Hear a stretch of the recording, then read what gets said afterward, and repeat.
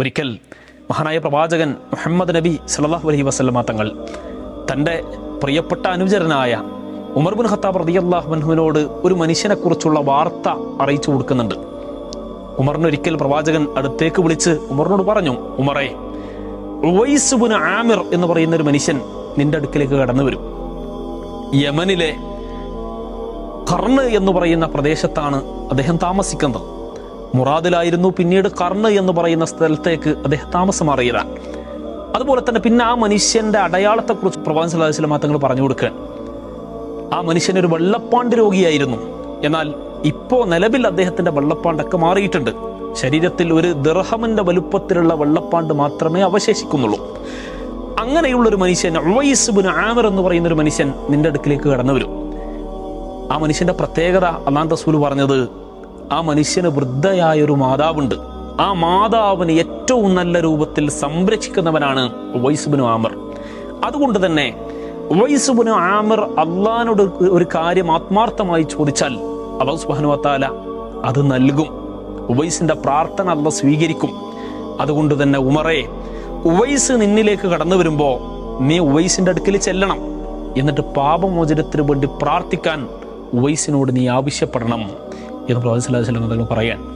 പ്രവാചകന്റെ ഈ വാർത്ത കേട്ടതിന് ശേഷം യമനിൽ നിന്ന് വരുന്ന എല്ലാ സംഘത്തിന്റെ അടുക്കിലേക്കും ഉമർ റളിയല്ലാഹു അൻഹു കടന്നു ചെല്ലുന്ന, ഉവൈസിനെ അന്വേഷിക്കുന്ന, അങ്ങനെ പ്രവാചകന്റെ കാലം കഴിഞ്ഞു, അബൂബക്കർ സിദ്ദീഖ് റളിയല്ലാഹു അൻഹുവിന്റെ കാലം കഴിഞ്ഞു, ഉമർ ഇബ്നു ഖത്താബ് റളിയല്ലാഹു അൻഹുവിന്റെ കാലഘട്ടത്തിലാണ് ഉവൈസ് ബിൻ ആമിർ മക്കയുടെ മണ്ണിലേക്ക് കടന്നു വരുന്നത്.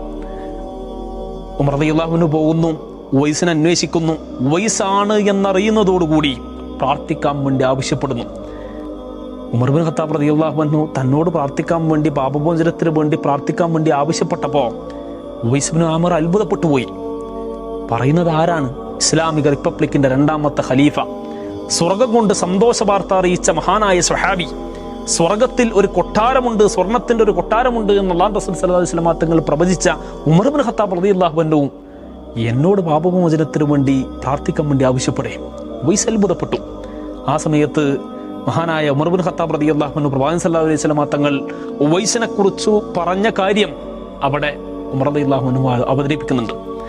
ഉവൈസ് ബിൻ ആമിർ എന്ന് പറയുന്ന മനുഷ്യൻ ഉന്നതിയിലേക്ക് ഉയരാൻ കാരണമായത്, അദ്ദേഹത്തിന്റെ പ്രാർത്ഥനകളെല്ലാം അല്ലാഹു സുബ്ഹാനഹു വ തആല സ്വീകരിക്കാൻ കാരണമായത് അദ്ദേഹം തന്റെ പ്രിയപ്പെട്ട മാതാവിനെ സംരക്ഷിച്ചു എന്നതുകൊണ്ടാണ്.